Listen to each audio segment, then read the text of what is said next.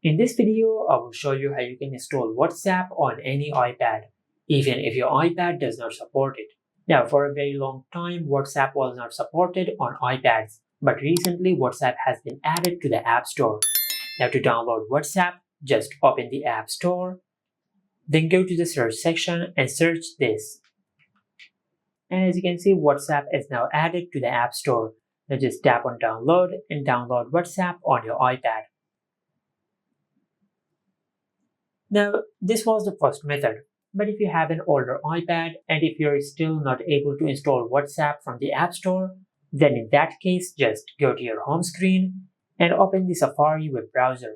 And in the search bar, just search this. Now just tap on WhatsApp Web and select Continue to WhatsApp Web. Now, after you open the web version of WhatsApp in Safari, then just tap on the Share button over here, then tap on View More. And from this list, just select Add to Home Screen. Now just give a name to the shortcut which we are creating. For an example, I will name it WhatsApp, then just tap on Add. As you can see, this is the shortcut of the web version of WhatsApp on your iPad. And with this method, you will be able to use WhatsApp on your iPad, even if your iPad does not support it by default. And this is it. Make sure to like, comment, and subscribe. Thank you for watching.